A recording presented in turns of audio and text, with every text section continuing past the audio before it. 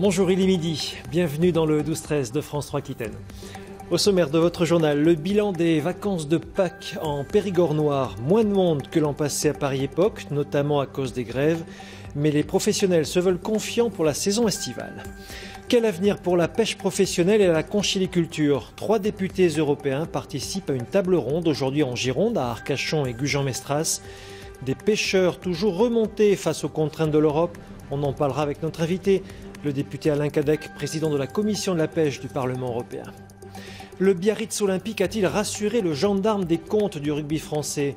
Avec un trou d'1,5 million d'euros, le BO a été reçu hier par la DNAGC. Nicolas Morin nous dira si Biarritz est durablement sauvé. Et puis avec le retour des beaux jours, les jardineries reprennent des couleurs. Vous êtes nombreux à faire vos achats pour fleurir vos jardins. Ambiance de printemps en fin de journal. Avant la série des ponts du mois de mai, c'est donc l'heure du bilan touristique dans le Périgord noir. Vacances qui prennent fin ce week-end pour la zone C, celle de Paris. Des congés marqués par les grèves à répétition sur les rails et dans les airs. Bilan dressé dans le Sarladais par Bruno Ardouin et Bertrand Lasseguette. Le temps a laissé son manteau de vent, de froidure et de pluie, et s'est vêtu de broderies, de soleil luisant, clair et beau. Du coup, à Sarlat, sans être l'euphorie, les touristes sont là. Effectivement, on a moins de monde que l'année dernière, mais dès qu'il y a un rayon de soleil, la ville connaît un engouement terrible. Et ça a été le cas notamment la semaine dernière, le samedi matin, sur le marché, parce qu'on a vraiment vécu un marché de 15 août. Et ces vacanciers de Pâques, nous les trouvons aussi tout naturellement au paradis, c'est-à-dire dans les campings. On a de la chance, il fait beau depuis samedi, donc que demander plus? Avec un taux de remplissage entre 10 et 25%, les professionnels sont satisfaits. Bien sûr, tout n'est pas rose quand se rajoutent les grèves dans les transports. Il y a une incidence des grèves, il y a quelques annulations. Et après, pour les gens qui viennent d'un peu plus loin, typiquement les Anglais ou Hollandais, eux, ils se disent l'image n'est pas très bonne pour la France en général, ça c'est clair. Des annulations aussi du côté de l'hôtellerie. Parmi les 41 hôtels du Sarladais, certains témoignent de quelques difficultés. Si on voit un petit peu ce qui se passe en ce moment dans le monde avec les bombardements en Syrie, etc., en tout cas, on a pu constater une grande perte de nombre de clients américains également. Malgré tout, les perspectives estivales dans l'ensemble restent bonnes. Un signe en ce mois d'avril, la fréquentation honorable de l'ASCO 4 pour sa 2e année d'ouverture. Le Centre international de l'art pariétal se confirme comme tête de pont du tourisme en Dordogne.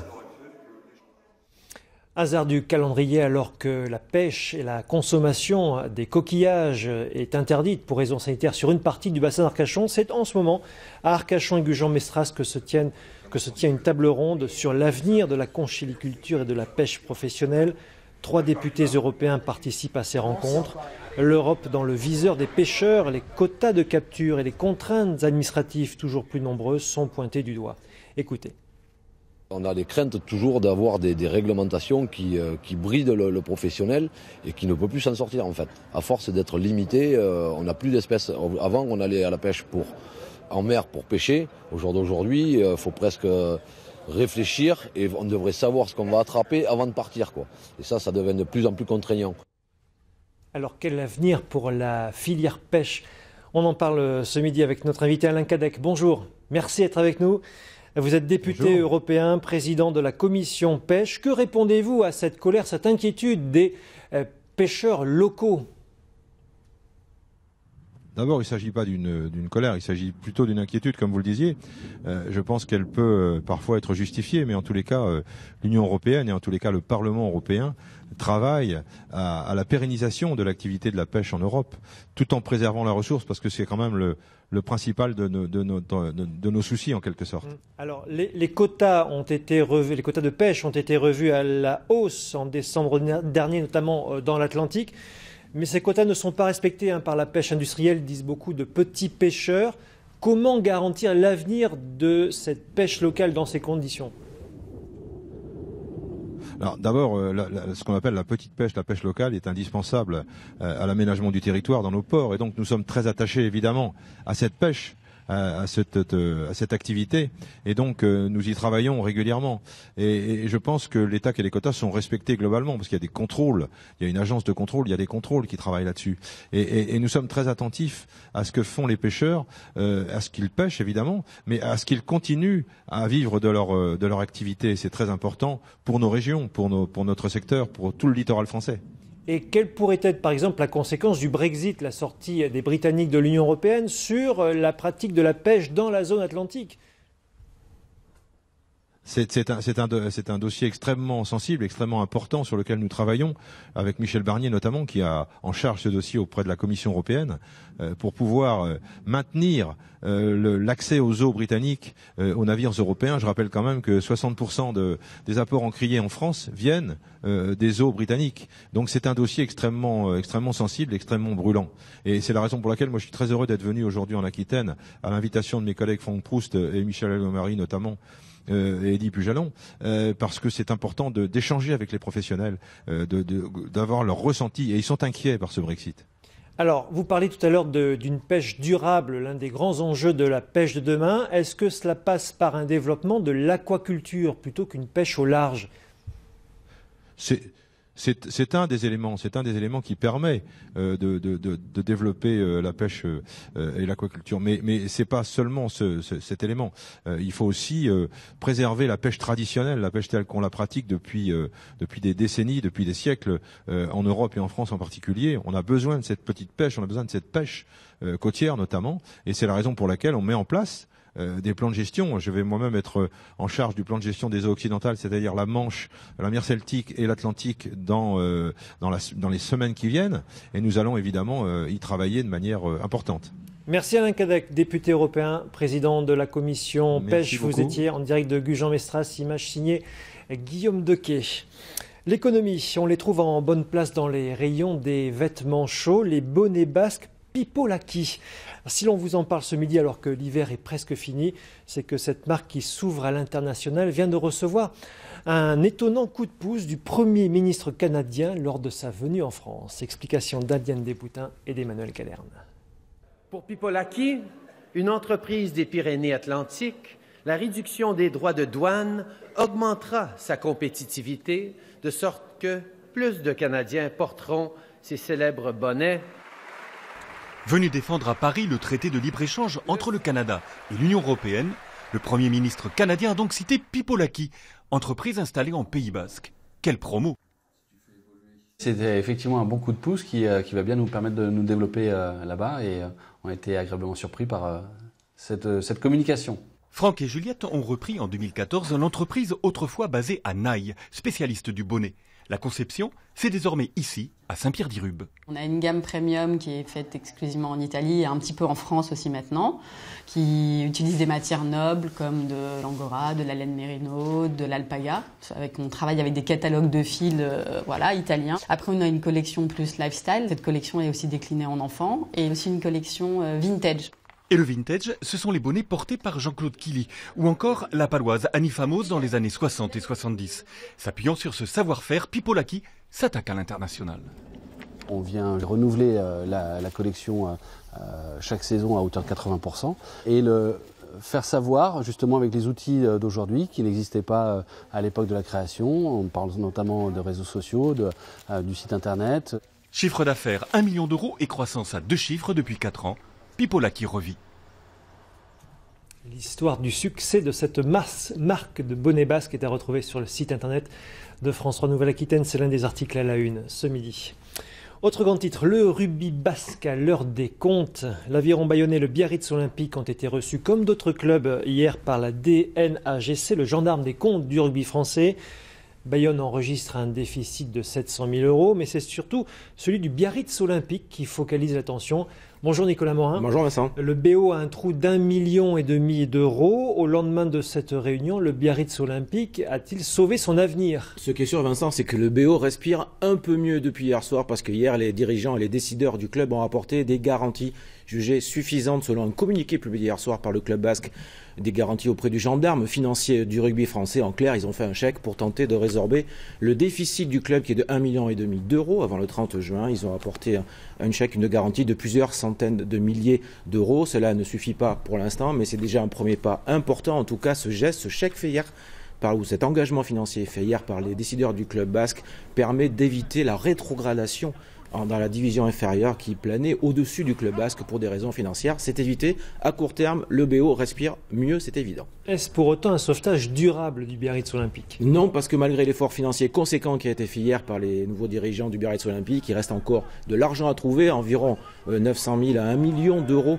pour combler ce déficit. Alors, et malgré les garanties apportées hier, ça ne suffit pas. Donc les décideurs du club basque ont envie que tous les actionnaires, voire les partenaires, mettent également la main à la poche dans les prochaines semaines ou dans les prochains mois. C'est facile à dire pour les autres actionnaires, beaucoup moins à faire. Pourquoi? Parce que le BO, vous le savez, est miné par une guerre des clans depuis plusieurs semaines entre les nouveaux actionnaires et les historiques du club, comme Serge Blanco ou Nicolas Brusque, l'ancien président, qui avait été évité début février. Et reste à savoir si cet appel à l'union sacrée pour sauver le club sera vraiment entendu par tout le monde. Eh bien, on suivra cela. Merci Nicolas Morin.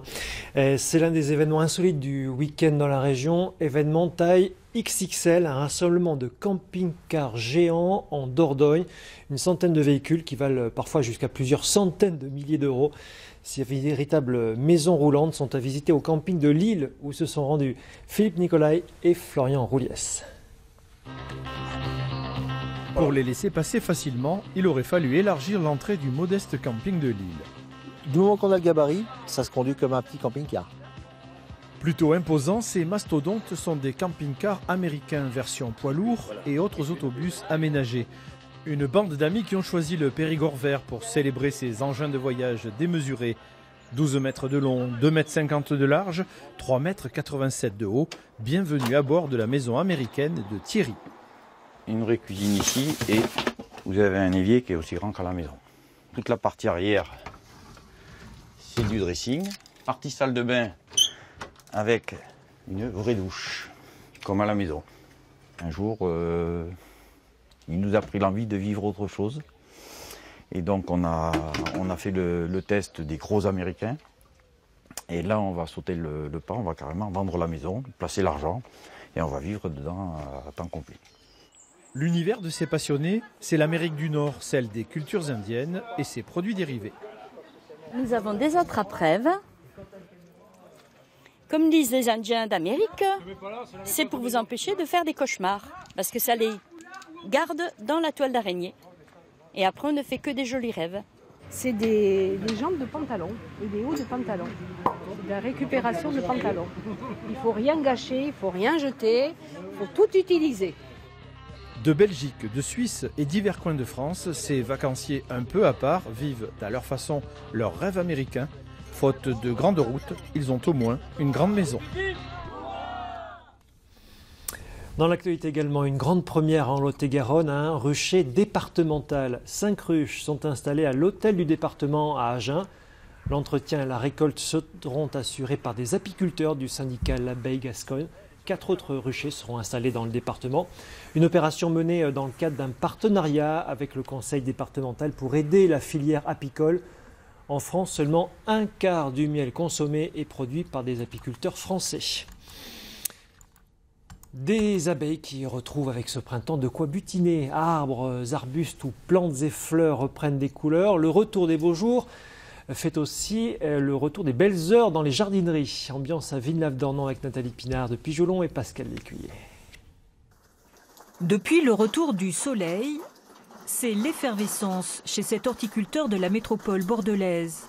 Du jour au lendemain, la grisaille a laissé place à une ambiance tropicale sous les grandes serres qui offrent un festival de couleurs. Ça refait des petites pousses qu'on appelle des stolons, vous pouvez les récupérer pour refaire des petits fraisiers. Gros succès des tomates et des fraises, autant de légumes et fruits rouges qui n'attendaient plus que le feu vert du printemps. Ah, le printemps, si on l'attendait cette année, le mot est faible, voilà. Et là, les premiers rayons de soleil, ça a envie de repartir dans le jardin. Dès qu'il y a un rayon de soleil, on se fait plaisir.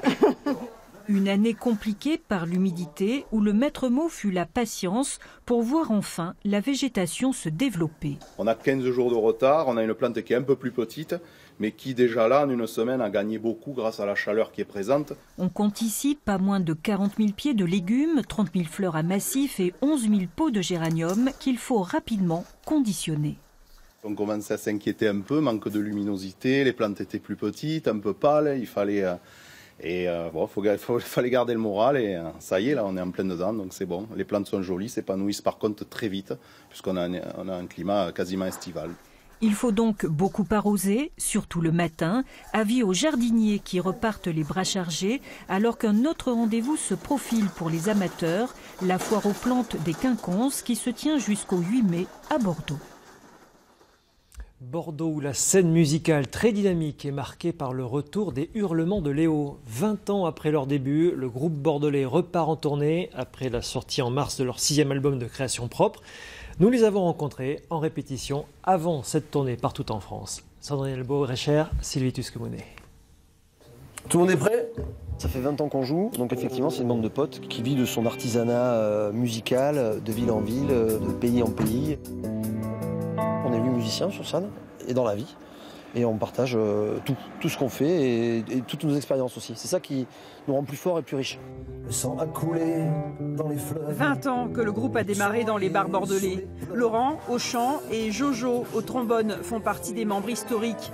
Les autres sont arrivés au fil des années, des tournées et des albums. Tous réunis par une fervente idée de l'ouverture au monde et du partage des cultures. L'ouverture fait la variété finalement des esthétiques. On peut passer de morceaux très rock à des morceaux très fanfares, ska, d'autres beaucoup plus musique du monde. Les Hurlements de Léo, c'est aussi un groupe farouchement libre et indépendant. Ils ont préféré le financement participatif à la toute-puissance des majors pour leur 6e album de création pure, des textes engagés, dont certains écrits avec le parolier de Bachung. Qu'est-ce qu'on veut dénoncer ? On aimerait bien qu'on accueille les réfugiés comme il se doit, par exemple, commencer par ça. C'est-à-dire être un être humain, en fait, tourné vers l'autre et pas vers soi-même et son confort. C'est aussi simple que ça. C'est donner de l'amour pour en recevoir, finalement, quoi. Ils vont repartir sur la route, en tournée toute l'année. Leur prochain projet déjà en tête, ce sera l'histoire d'un petit Léo, réfugié en France, qui s'en sortira grâce à la musique. À coups des morbides, fleurs du pays, aux sentiments sordides, à la force des mots, des mélanges sacrés, ça salit notre peau, tout nous a massacré, les démocrates. Écoute ma gratte, elle crache. Une tournée de 60 dates en France. Les Hurlements de Léo en concert ce soir au Krakatoa de Mérignac et demain à Bergerac au Roxane. Voilà pour l'actualité de ce vendredi en Aquitaine. À suivre dans le 12-13, l'édition nationale à 19h et tout ce week-end pour l'actu en Aquitaine. Hélène Chauvin. Très bon week-end. Tout de suite, la météo.